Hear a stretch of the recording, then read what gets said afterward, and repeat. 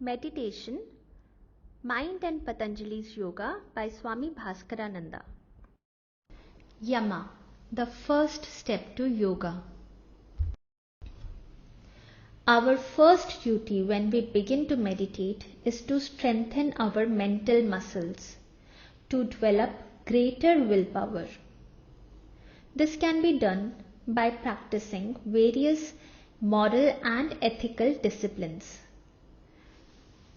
As students of meditation, we need strong willpower to protect ourselves from the lure of sense objects. If trapped by these lures, it will not be possible for us to meditate properly and have God vision, the highest goal of meditation. The first step, Yama, consists of restraining harmful physical urges and unwholesome thoughts and impulses. This restraint eventually helps develop tremendous willpower. Yama consists of the following 5 practices. Number 1. Non-killing. All forms of life are sacred. Violence committed even in utmost secrecy will never go unpunished. Killers cannot escape the inexorable law of karma, also called the law of cause and effect. Terrible suffering will come to them either in this life or hereafter as the effect of their evil deeds. Spiritual seekers therefore must avoid killing or committing violence. Nor should they approve of any kind of violence committed by others.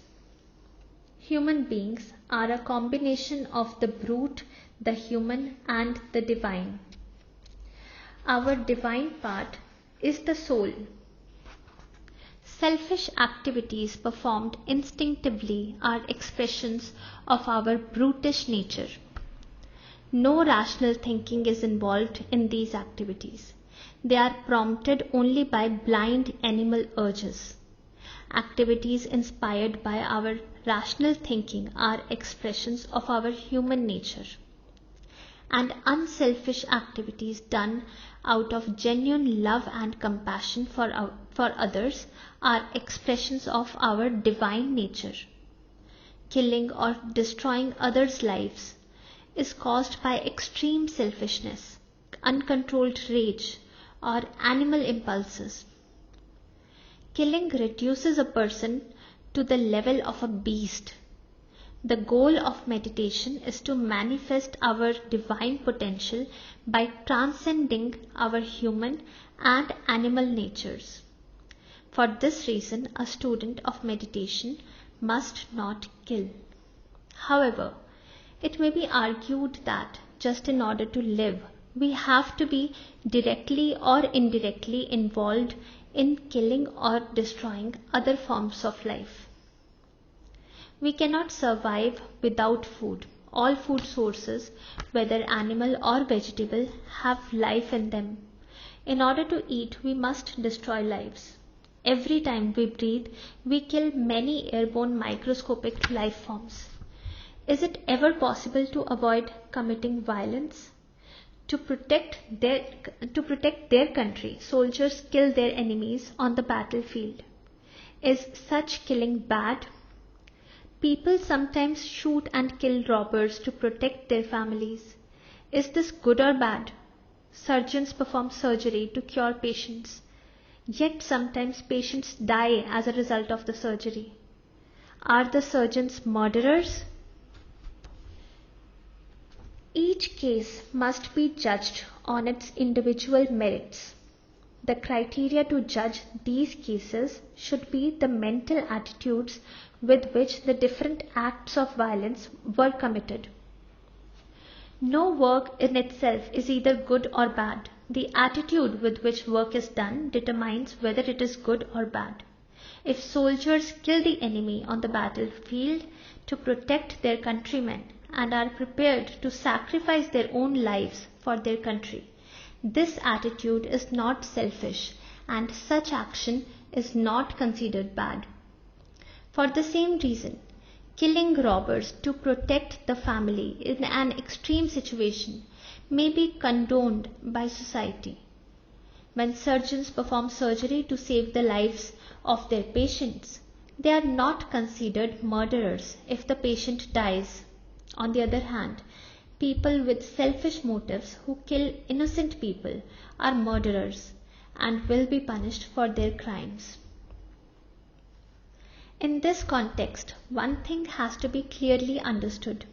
Even though it is virtually impossible to completely avoid committing violence, this injunction against killing is meant to minimize the tendency towards violence by developing a non-violent attitude of mind. This is what we are expected to do. A mind with violent tendencies is not suitable for meditation. Number 2. Truthfulness. Truthfulness means truthfulness in thought, speech, and action. The practice of truthfulness generates great mental strength. Selfishness is the major obstacle to the practice of truthfulness. There are two types of truthfulness: convenient and inconvenient truthfulness. It is easy to practice truthfulness as long as it is convenient. Yet, when truthfulness is inconvenient, it is hard to be truthful. Some people returning from trips abroad lie to the customs officers to escape paying duty on the expensive goods they are bringing back. Truthfulness in that situation is not convenient for them, so they lie. Had they been less selfish, they would not mind paying the duty. The practice of truthfulness means being truthful under all circumstances, even if inconvenient. Hindu tradition says in general, however, that only pleasant truths should be spoken, not unpleasant. Yet, beneficial unpleasant truths may be spoken. Genuine well-wishers such as parents and spiritual teachers may tell unpleasant truths to the children or students to protect them from harm. In this connection, a question may be raised. Should we practice truthfulness that is harmful to others? When truthfulness endangers the lives of innocent people, should we be truthful? This point has been discussed by Sri Krishna, a divine incarnation, in the story of Kaushika in the great Hindu epic, the Mahabharata, which is considered a scripture of Hinduism.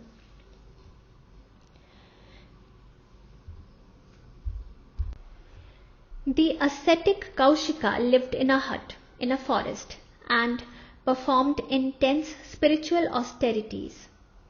He had taken the vow of truthfulness and earned the reputation that nothing could persuade him to swerve from the truth. One day, some terrified people came running up to him and said, "Sir, we are being chased by robbers. They want to kill us. Please let us hide here." So saying, they hid themselves in the dense forest near the ascetic's hut. Shortly thereafter, the robbers arrived and asked Kaushika if he had seen the people they were chasing. Kaushika, who was avowed to truthfulness, said, "Yes, I have seen them. They are hiding in that forest." The robbers then searched the forest, found those innocent people and killed them. In course of time, when Kaushika died, he had to go to hell for causing the death of those people by his truthfulness. Referring to this story, Sri Krishna said, "An extreme situation like this may not allow a person to remain quiet but force him to speak. Remaining quiet may be life-threatening to him. On the other hand, if he tells the truth, his truthfulness may cause the death of innocent people. Under the circumstances, it is better for him to lie. Such lying is as good as speaking the truth. Those who understand the deeper meaning of righteousness do not see any unrighteousness in one who lies in order to save innocent lives. Sri Krishna also said, our scriptures enjoin that everyone must speak the truth. In our religion, no spiritual austerity is considered superior to the practice of truthfulness. Yet, it is sometimes difficult to determine how to practice truthfulness in extreme situations. In a situation where telling a lie is as spiritually beneficial as speaking the truth, and being truthful is as spiritually harmful as telling an untruth, there is no harm in lying. It should be clearly understood that Sri Krishna's instruction here is only for average righteous people. Unless the situation is extreme, we must never lie. However, perfected yogis who have experienced God must never deviate from truth. Having acquired the firm conviction that they are not the body-mind complex, but the birthless and deathless eternal soul, they are not afraid of death. If confronted with extreme situations similar to that of Kaushika, they would try to save the lives of the innocent people by telling the robbers that they will not give them any information even if the robbers threaten to kill them. Kaushika was an ascetic. He was not a spiritually illumined soul. Perhaps the best solution for him would have been to tell the robbers that he had never seen those people. This lie would have saved his own life and also the lives of those innocent people. Then he could have said to God, "O God, I have told a lie to save the lives of innocent people. Please give me whatever punishment I deserve for this transgression. I shall gladly accept the punishment." In Sanskrit, the practice of truthfulness is called Satya Raksha, the protection of truth. Those who are established in truthfulness practice Satya Vadita, speaking the truth. Yogis established in truthfulness are truthful in thought, word and deed. They never deviate from truth even in their dreams. Truthfulness becomes second nature to them. Not only that, whatever they say comes true. Such a yogi is called a Satyavadi. Number 3. Non-stealing. The criterion to judge spirituality is unselfishness. Stealing is an extremely selfish act. Taking something that rightfully belongs to someone else degrades a person spiritually and therefore it should be avoided. Moreover, Patanjali says, to a yogi who is established in the practice of non-stealing, all the precious gems, that is wealth of the world, will come. This statement has a deeper meaning. Stealing is prompted by a sense of want. Driven by this sense of want, a person covets another person's property or wealth. Poverty is no other than a sense of want. Anyone coveting wealth is actually poor. A person with no craving for wealth is truly its master and is the wealthiest of people. Celibacy. Students of meditation wanting to experience God have to practice celibacy. Celibacy is conservation of energy. People have only a limited amount of physical and mental energy at their disposal. If this energy is wasted through unrestrained sexual activity, talking too much unnecessarily, and other kinds of similar physical and mental abuse, it will not be possible for them to save enough energy for the practice of meditation. It takes a great deal of energy to gain complete control over the mind. Without such control, it is not possible to have the most mature form of meditation called samadhi. Students of meditation experience God through samadhi. Celibacy for monastics. For a monk or a nun, celibacy means completely abstaining from sexual activity. Not all are cut out to be monks or nuns. Only a very small number of people are fit for monastic life. The Hindu scriptures speak of some people born with a natural yearning for spiritual life. They are devoid of any strong sex urge. The scriptures say that their sex urge was satiated in their previous incarnations. As a result, that craving is gone. They alone are fit to be monks or nuns. A true monk does not hate women, nor does a true nun hate men. If a man hates women, he secretly craves them. The same is true of a woman who hates men. True monks or nuns respect members of the other sex and look upon them as veritable manifestations of divinity. For them, abstinence is as natural as breathing. They need no moral compulsion to practice celibacy. Those unable to practice total abstinence are not fit to be monastics. They should become householders. Celibacy for married people. For a married couple, celibacy does not mean total abstinence. It only means restrained sexual activity. This is the instruction of the Hindu scriptures.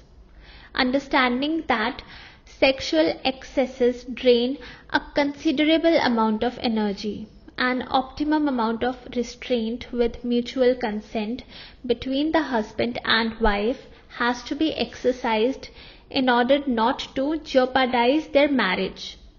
In course of time, it will be possible for them to be 100% celibate.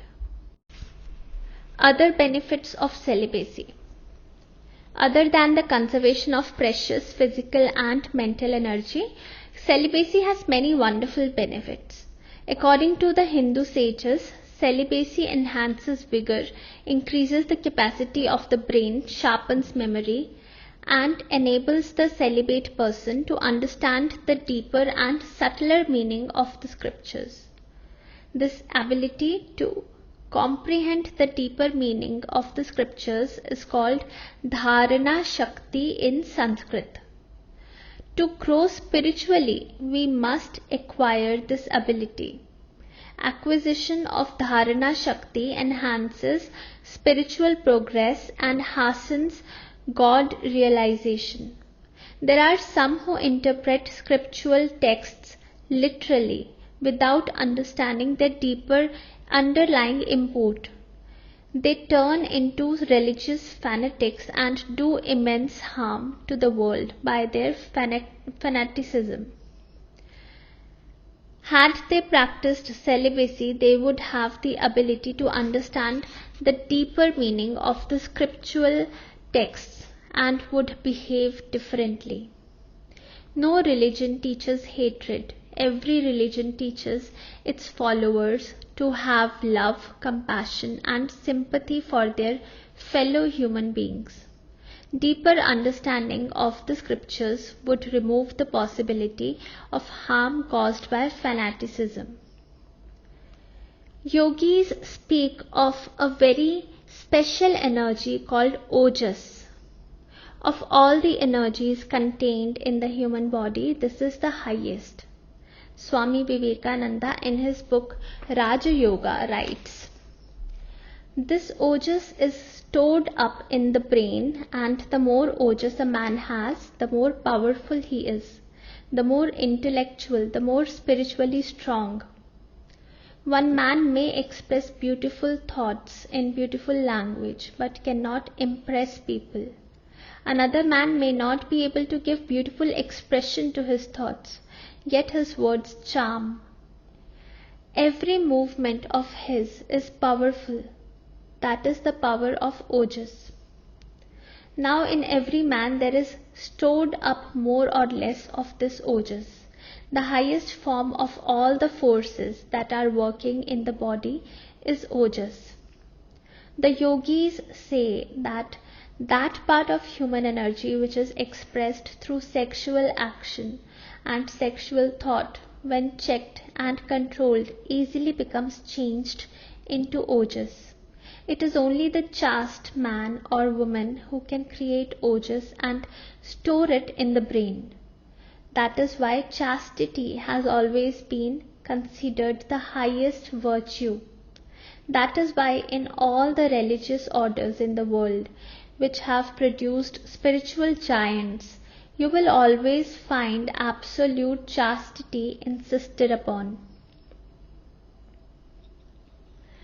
Society and the practice of celibacy.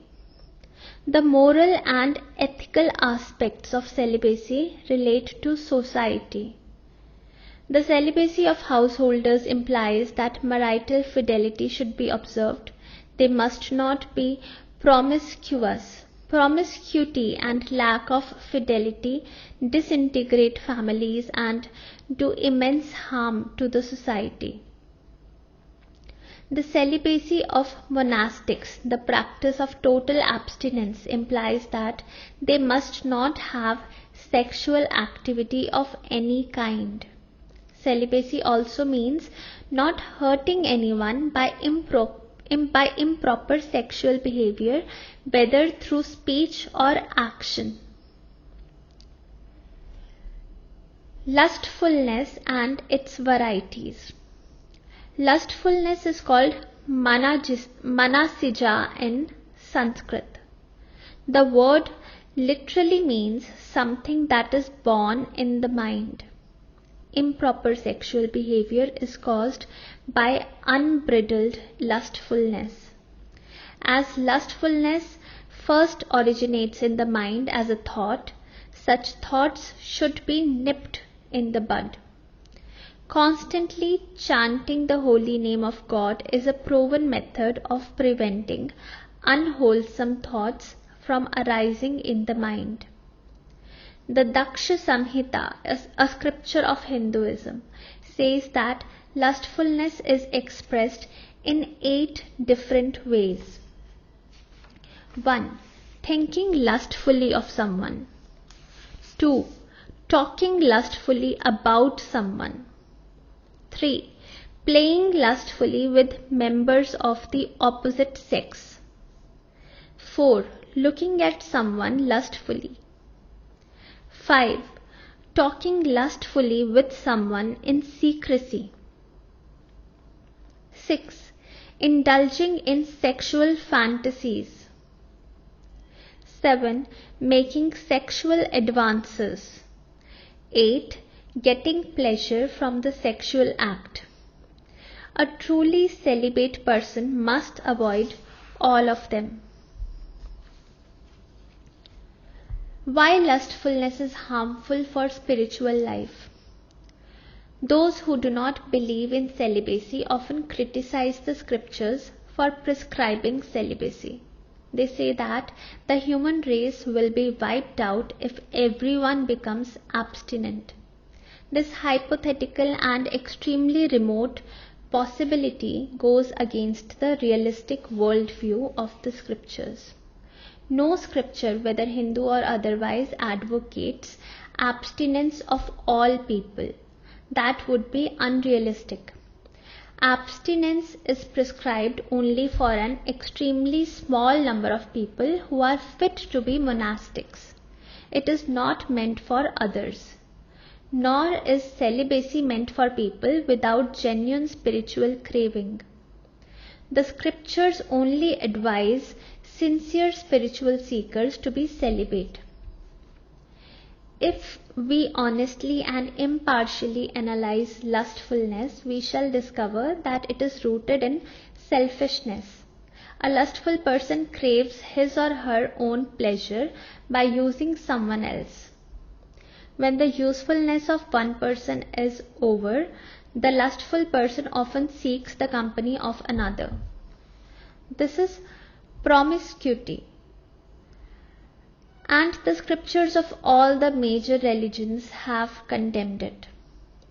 Promiscuity is socially disruptive and ethically and morally harmful to mankind because it is blatantly selfish. Marriage is considered a sacrament by religion.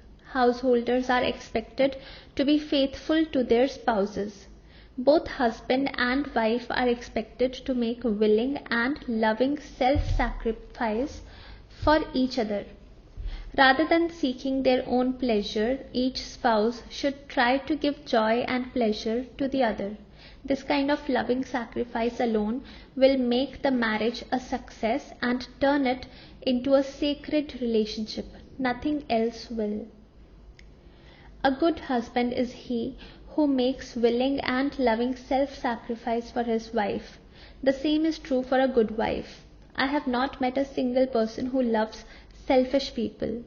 How can a wife or husband be selfish and yet expect to be loved by her or his spouse? And if there be no love between them, how can their marriage last? All sociologists will agree that broken marriages are a disease of society. Young children go through terrible psychological trauma when they see their parents separate or divorce. Feeling unduly deprived of the parental love that they took for granted, some may turn out to be unloving and cruel. Others may become excessively demanding of love and affection from others, or lose faith in all human love. Still others may fall into bad company and become drug addicts, alcoholics, or criminals. At the very least, deep down in their hearts, they may suffer from a persistent sadness caused by the separation of their parents. Many of the emotional problems adults suffer from can be traced to childhoods spent in broken homes. They often repeat the pattern set by their parents and enter into marriages that easily break up, making their children casualties in the same vicious circle. The family is the indispensable basic unit of society, the foundation of all social institutions throughout the whole world is this family unit. And the most important members of this unit are the children, who are the future of humanity. Unless they have proper upbringing, they will not grow up to be caring and responsible adults. They will not be able to carry out their social responsibilities properly. As a result, society will become degraded. Who is responsible for this? How to avoid this painful social tragedy? Unless parents have higher ideals, their selfishness will continue to devastate society, and the world will be a terrible place to live in. Prophets and scriptures of all religions tried to prevent that dreadful possibility by asking people to become a little less selfish and a little more loving and caring. Number 5. Non-acceptance of unnecessary gifts. Accepting unnecessary gifts causes loss of freedom. Those who receive gifts become obliged to the giver. Unscrupulous people sometimes give gifts, secretly intending to obligate the recipients. The recipients may feel obliged to return the favor by doing even unethical things. Obligation is a form of slavery. It robs people of their freedom and generates mental degradation. A serious student of meditation must avoid accepting unnecessary gifts as much as practicable. End of chapter 4. Yama.